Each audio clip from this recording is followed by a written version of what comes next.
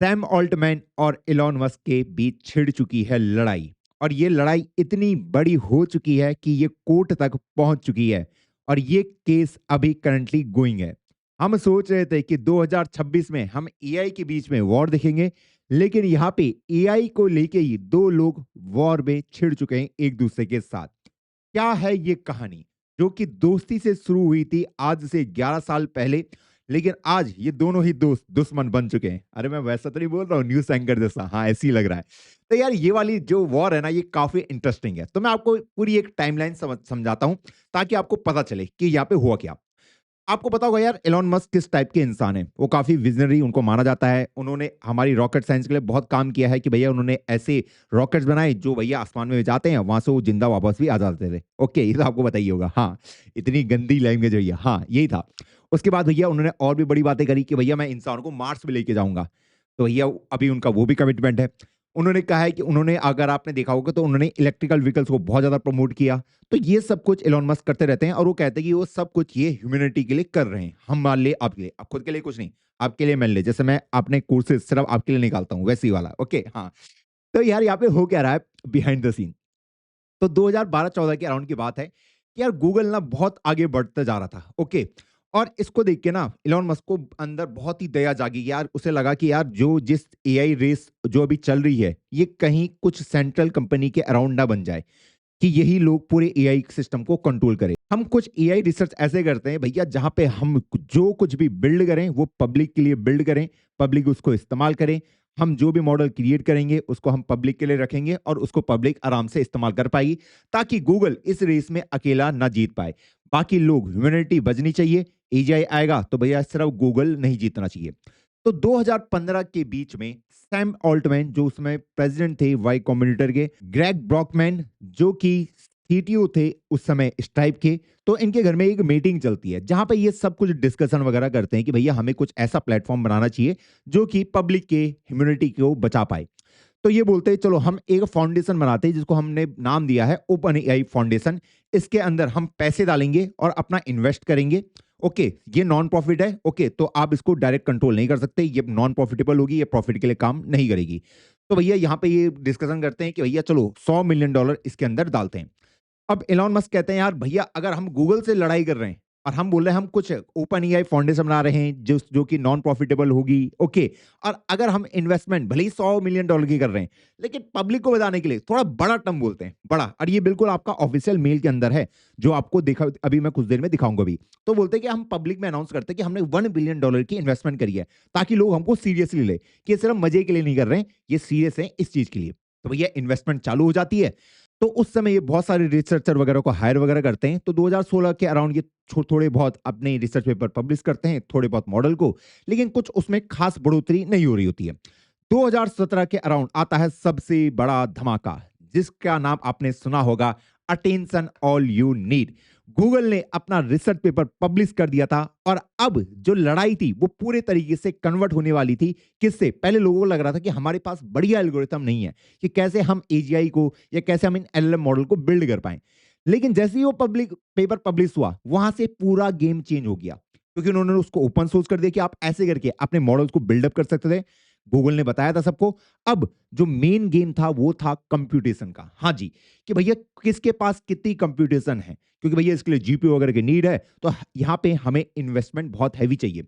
तो 2017-18 के अराउंड की बात है कि भैया इनके बीच में होने लग जाती है तकरार, कि बोलते हैं कि भैया, एलोन मस्क कहते हैं भैया इस कंपनी को हमारे टेस्ला के साथ मर्ज कर दो और हम इसको और बड़ा लेके चलते हैं, जबकि वो नॉन वैसी थी, नॉन प्रॉफिटेबल थी।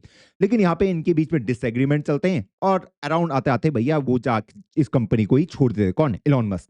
अब सवाल ये था कि भाई यहाँ पे अगर इस कंपनी को रन होना है जहां पे आपको कंप्यूटेशन पावर चाहिए, तो भैया यहाँ पे इनको लोग चाहिए होंगे, पैसा चाहिए होगा, और पैसा भी बहुत ज्यादा फंडिंग में चाहिए होगा। अब भैया ये तो एनजीओ है, अब कोई इस एनजीओ के अंदर पैसे क्यों ही डालेगा अगर उसको कुछ प्रॉफिट नहीं मिल रहा? तो यही उनको दिक्कत आ रही थी। तो इस बीच में उन्होंने अपना जीपीटी-1 मॉडल को भी पब्लिक किया 2018-19 के अराउंड को, पूरा मॉडल को। फिर इन्होंने जीपीटी-2 लॉन्च किया। वहां से इनके इरादे थोड़ा डगमगाना शुरू हुए ओपन एआई फाउंडेशन के। इन्होंने बोला भैया जीपीटी-2 जो मॉडल है ये बहुत ही खतरनाक एक मॉडल है, जिसको हम पब्लिक के लिए पब्लिश ही नहीं कर सकते। 2019-20 की बात कर रहा हूं मैं, हाँ उस समय की। जीपीटी-2 वो कह रहे थे हाँ, तो भैया उन्होंने कहा इसको हम पब्लिक नहीं करेंगे, तो उन्होंने बोला हम इसका एक छोटा सा वर्जन लॉन्च करें पब्लिक के लिए, एक हल्का वाला GPT-2 का, बड़ा वाला नहीं कर रहे हैं। तो भैया यहाँ से अब चीजें गेम बदलना स्टार्ट हुआ। उसके बाद ओपन एआई ने भैया गेम खेला, जो इतना मस्त गेम खेला। इन्होंने देखा यार हमें तो कंपनी फॉर्म करनी है, ये हमारी नॉन प्रॉफिटेबल है कि यहां से मैं कोई कंपनी फॉर्म नहीं कर सकता, ओपन एआई फाउंडेशन में कोई कंपनी फॉर्म नहीं कर सकते। तो इन्होंने एक नई कंपनी बनाई ओपन एआई एलपी करके, जहां पे इसके ओपन एआई के स्टेक थे इसके अंदर, इस कंपनी के अंदर। और इस कंपनी के लिए, ओपन एआई एलपी के लिए, इन्होंने फंड रेज करे, जहां पे कि आके माइक्रोसॉफ्ट ने यहां पे अपनी फंडिंग डाली और उसके बाद यहां से चीजें स्टार्ट हुई।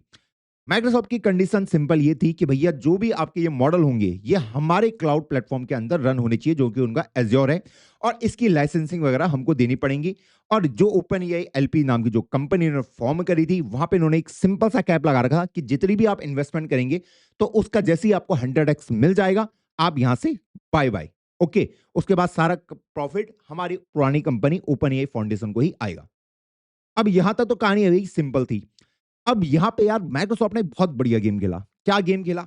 इन्वेस्टमेंट कर दिया उन्होंने ओपन एआई एलपी के अंदर। अब उनको अपने मॉडल को कहीं तो ट्रेन करना था, कहीं तो होस्ट करना था। तो होस्ट करे तो एजोर के अंदर, एजोर के अंदर का होस्ट करेंगे तो भैया ओपन एआई वालों को पैसे देने पड़े थे। किसको?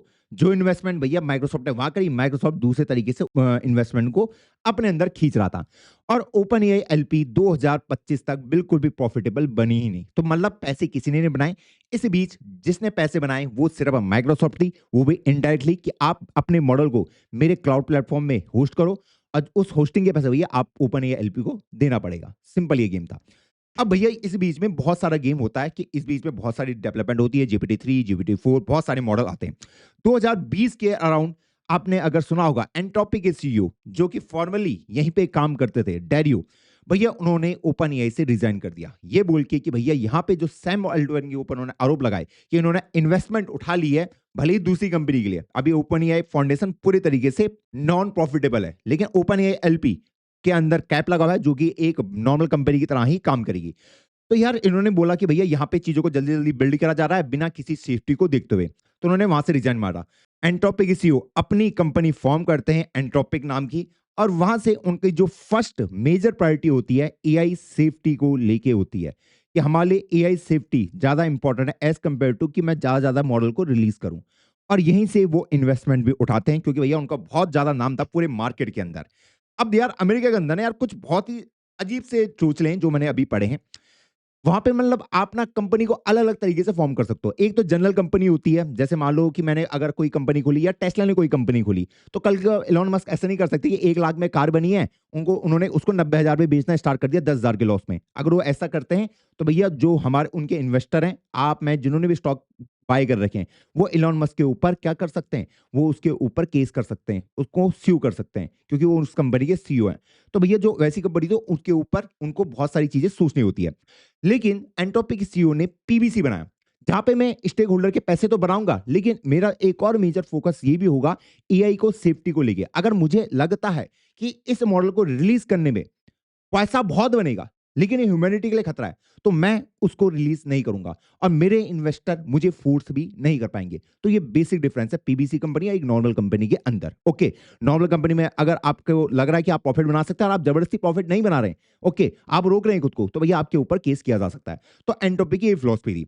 अब यहां से काम चलना स्टार्ट होता है। अब इसके बाद 30 नवंबर 2022 को भैया फाइनली चैट जीपीटी लॉन्च होता है, 30 नवंबर 2022 को। और उसके बाद आपको पता है कि हमारी पूरी लाइफ उसके अराउंड ही बन चुकी है, पूरे तरीके से एक तरीके से चेंज हो गई है। अब यहाँ पे क्या हो रहा था कि यार इन्वेस्टर के पैसे तो बन नहीं रहे हैं अभी, जो भी ओपन एआई एलपी के हैं। हाँ, उनके ऊपर कैप भी लगा हुआ है 100x का, कि जैसे अगर आपने उतना मनी बना दिया, उसके बाद जितना भी प्रॉफिट आएगा वो कंपनी को जाएगा। अभी कोई भी पैसा यहाँ पे नहीं बना रहा है। अब यहाँ से धीरे धीरे चीजें बदलना स्टार्ट होती हैं। 1 साल के अंदर ही भैया सैम ऑल्टमैन को उनके बोर्ड मेंबर उनको जाके फायर कर देते हैं, कंपनी से ही निकाल देते हैं। हाँ जी, जो ओपन एआई एलपी वाले हैं उनको फायर कर देते हैं। अब यहां से ड्रामा स्टार्ट होता है। जो माइक्रोसॉफ्ट होता है वो मेजर इन्वेस्टर होता है इनका, तो वो उन लोगों को हायर कर देता है। वो कहता है भैया मैं सेल ओल्डमैन को हायर कर रहा हूं। तो भैया इसको देख के वो घबरा जाते हैं, कौन? ओपन एआई वाले। फिर वहां के जो एम्प्लॉय उस समय काम कर रहे होते हैं, मैक्सिमम लोग मेल रखते हैं कि भैया हम ही रिजाइन करने वाले हैं अगर सैम ऑल्टमैन महाराज वापस नहीं आए। अगर आपको पता होगा उनको भी उनकी कंपनी से फायर कर दिया गया था। तो 5 दिन के अंदर उनको वापस दोबारा से ओपन एआई का सीईओ बना दिया जाता है और जो भी बोर्ड मेंबर उस समय प्रेजेंट थे उन सबको फायर कर दिया जाता है, उन्हीं को बाहर का रास्ता दिखा दिया जाता है। तो ये हो रहा था बिहाइंड द सीन। अब इनको पता था यार यहाँ पे अभी जो भी ये गेम चल रहा है ये बहुत ही कंट्रोवर्शियल गेम चल रहा है और पूछा गया उस समय बोर्ड मेंबर से कि आपने इनको फायर क्यों किया। अब यहाँ पे उन्होंने सेम रीजन दिया कि यहाँ पे एआई की सेफ्टी को ध्यान नहीं रखा जा रहा है और यहाँ पे ये मॉडल को फटाफट से रिलीज कर रहे हैं बिना उसको सेफ्टी में देखते हुए। अब यही केस चला। अब अगर आपको पता होगा कि एक इंडियन लड़के की भी जो यहाँ पे ओपन एआई के अंदर रिसर्च करता था उसकी भी डेथ हुई थी और बताया गया था कि भैया वो सुसाइड है, लेकिन उस लड़के ने ट्विटर पे ट्वीट किया था कि भैया ओपन एआई बहुत बड़ा घोल कर रहा है, वो सेफ्टी को बिल्कुल भी ध्यान नहीं दे रहा है और ऐसी आरोप उनके ऊपर बहुत ज्यादा लग रहे हैं। अब बहुत सारे रिसर्चर्स ने हम ओपन एआई को इसलिए छोड़ रहे हैं क्योंकि वापस एआई की सेफ्टी के बारे में बिल्कुल भी ध्यान नहीं दिया जा रहा है, वो सिर्फ प्रॉफिट के पीछे देख रहे हैं। अब भैया 2025 आ जाता है। 2025 में जाके जो ओपन एआई एलपी है उसको भी वो काट के एक नया बना देते हैं ओपन एआई पीबीसी जो कि एंटोपिक ने बनाया था। यहाँ पे वो बोलते हैं कि भैया हम यहाँ पे प्रॉफिट भी बनाएंगे और अब हम ये भी ध्यान देंगे कि ह्यूमैनिटी के लिए क्या बढ़िया है। यहाँ पे जो ओपन एआई फाउंडेशन है उसका स्टेक इस कंपनी के अंदर 26% रहता है, माइक्रोसॉफ्ट का 27% और ऐसी जो बाकी इन्वेस्टर है उनका भी कुछ कुछ पोर्शन यहाँ पे प्रेजेंट रहता है। अभी तक ये बिल्कुल भी पब्लिक नहीं हुआ है। अब यहाँ पे क्या होता है यार, एलॉन मस्क की यहाँ पे $45 मिलियन की इन्वेस्टमेंट हो रखी है। एलॉन मस्क अपना केस करते कि भैया ये जो कंपनी थी जिसको नॉन प्रॉफिटेबल के लिए बनाया गया था, इन्होंने एक नई कंपनी बना दी और इसका इन्होंने स्ट्रक्चरिंग करके अलग भी कर दिया, तो ये भैया नॉन प्रॉफिट से प्रॉफिट की ओर क्यों जा रहा है? हमने उसको दूसरे मिशन के साथ बनाया था। तो यहाँ पे इनका केस चलता है कोर्ट के अंदर। कुछ दिन केस चलता है, उसके बाद भैया एलॉन मस्क महाराज केस को वापस ले लेते हैं। 2025 के अराउंड ही केस यहाँ पे खत्म हो जाता है, ड्रॉप हो जाता है। उसके बाद एलॉन मस्क यहाँ पे एक ऑफर भी देते हैं इनको कि भैया मैं ओपन एआई को खरीदना चाहता हूँ $97 बिलियन पे। और भैया उससे भैया सैम ऑल्टमैन का दिमाग बिल्कुल गर्मा जाता है। वो कहते हैं भैया ट्विटर में आके ट्वीट करते हैं कि भैया मैं आपको देता हूँ $9 बिलियन, आप मुझे ट्विटर दे दो, ओपन ऑफर है आपके लिए। और क्योंकि ये इतना गंदा मजाक था, क्योंकि उसी समय 1-2 साल पहले ही अगर आपको पता होगा एलॉन मस्क ने ट्विटर को 44 बिलियन में खरीदा था, जो ट्विटर के वैल्यूएशन थे वो बहुत ही लो हो गए थे। अब इस बीच में एलॉन मस्क महाराज अपना खुद का जो आपने ग्रॉक वगैरह देखा होगा XAI टीम, उसको भी उन्होंने लॉन्च किया, वो भी मार्केट में है। अगर अभी हम बात करें करंटली तो दो ही ऊपर जो टॉप लेवल पे बैठा है वो एंटोपिक बैठा है, दूसरा आपका ओपन एआई बैठा है। इन्हीं के बीच में अभी लड़ाई है मार्केट को लेके, कौन कितना कैप्चर करेगा। अब यहाँ पे फिर से 2026 में एलॉन मस्क महाराज ने फिर से इनके ऊपर केस कर दिया है कि इन्होंने कहा है कि भैया मुझे अपना हिस्सा चाहिए। और एलॉन मस्क ने खुलेआम कहा है कि भैया मैंने जो $45 मिलियन यहाँ पे इन्वेस्ट किए थे उसकी मुझे करंट वैल्यूएशन चाहिए और जो भी पैसा मुझे इससे आएगा उसको मैं ओपन एआई फाउंडेशन जो कि नॉन प्रॉफिट वाली है उसको मैं दान कर दूंगा। इतना उन्होंने खुलेआम चैलेंज करा है, जिससे वो कि वो पब्लिक का एक परसेप्शन अपने लिए क्रिएट कर रहे हैं, जहां पे वो कह रहे हैं कि भैया हम ह्यूमैनिटी को बचाने के लिए ही सारा काम कर रहे हैं। और अगर आप ट्विटर पे थोड़ा ज्यादा एक्टिव होंगे तो ये वो तो भैया वहां पे जाके धमाल ही मचा रखा है। वो वहां पे जाके भैया सैम ऑल्टमैन को सीधा स्कैम ऑल्टमैन लिख देते हैं और उनको बिल्कुल लताड़ते रहते हैं। तो इन लोगों के जो मेल हैं अगर आपको चाहिए तो मैं आपको दिखा देता हूं। यहाँ पे अगर आप आएंगे तो भैया यहाँ पे इनके मेल वगैरह की इन्फॉर्मेशन है जो कि ओपन एआई की वेबसाइट में लिखाया गया है। यहाँ पे आप लिख सकते हैं कि भैया we need to go much bigger number than $100 million to avoid sounding hopeless related to the Google और फेसबुक आर स्पेंडिंग। ये कह रहे थे उस समय जो मैंने आपको बताया। अब यार यहाँ पे क्या है कि भैया इन्होंने भी कहा है कि ओपन एआई भी आरोप लगा रहा है एलॉन मस्क के ऊपर कि भैया ये जो अभी आप भी ये तो बिल्कुल संत बन के घूम रहे हैं। ये 2017-18 में कह रहे थे कि भैया इसको टेस्ला का पार्ट बना दो, हमें ओपन एआई फाउंडेशन को एक प्रॉफिटेबल की ओर लेके जाना पड़ेगा। इसलिए उन्होंने उस समय रिक्वेस्ट भी मारी थी और इवन इन्होंने ओपन एआई का पीबीसी फॉर्म भी लॉन्च कर दिया था उनके बिहाफ पे। लेकिन भले इन्होंने उसका इस्तेमाल किया, लेकिन उनके इंटेंशन यही थे कि कैसे वो ओपन एआई से पैसे बना पाए। तो भैया यहाँ पे पूरी एक टाइमलाइन क्रिएट हो रही है, दोनों के दोनों एक दूसरे के ऊपर आरोप डाल रहे हैं। अगर यहाँ पे अगर इलॉन मस्क महाराज जीत जाते हैं तो भैया उनको तो 134-35 बिलियन डॉलर मिलेंगे, उसको उन्होंने दान वगैरह कर देंगे। और उन्होंने ये भी कहा है कि भैया मुझे ओपन एआई से सैम ऑल्टमैन, जो ग्रेग ब्रॉकमैन है, उनका मुझे क्या चाहिए कि इनको इस कंपनी से निकालना है। लेकिन अगर यहाँ से अगर आपके सैम ऑल्टमैन जीत जाते हैं तो भैया यहाँ पे इनको क्या मिलेगा? इनके लिए भैया ये इनका जो आईपीओ आने वाला है, जो कि सबसे बड़ा आईपीओ होने वाला है $1 ट्रिलियन का, उसका ये पूरा रास्ता साफ हो जाएगा। उसके बाद इजीली अपने आईपीओ को मार्केट के अंदर लॉन्च कर पाएंगे। तो ये पूरी कहानी है इनके केस की। कहानी सिंपल सी ये थी कि ओपन एआई जो बनाया गया था वो नॉन प्रॉफिट के लिए बनाया गया था, पब्लिक के लिए बनाया था। सैम ऑल्टमैन ने कुछ इगड़म तिगड़म लगा के उसकी सब्सिडरी कंपनी खोल दी, जो कि आपके लिए प्रॉफिटेबल की तरह काम करेगी। ओके, और ये वाला इसके अंदर इन्वेस्टर होगा। तो ये पूरा इनका एक गेम है। और अब जो मेन गेम है वो है किसका? कंप्यूटेशन का।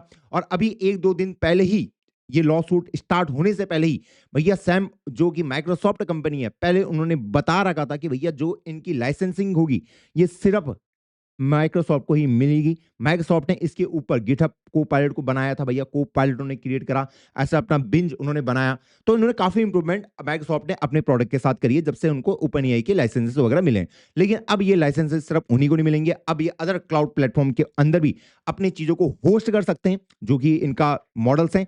अभी ये फिलहाल के एज़्योर के अंदर होते थे, लेकिन अब ये बाकी प्लेटफ़ॉर्म के अंदर भी हो सकते हैं। तो ओरेकल वगैरह से बात हो चुकी है कि भैया अब हम अपने इन कोड को अपना प्लेटफ़ॉर्म को आपके अंदर भी होस्ट करेंगे। क्यों करा? क्योंकि भैया लॉ सूट की अभी दिक्कत आ रही थी और दूसरा जो एज़्योर है, वो उसके पास जितनी जीपीयू की रिक्वायरमेंट अभी ओपन एआई को वो उसको फुलफ़िल नहीं कर पा रहा है।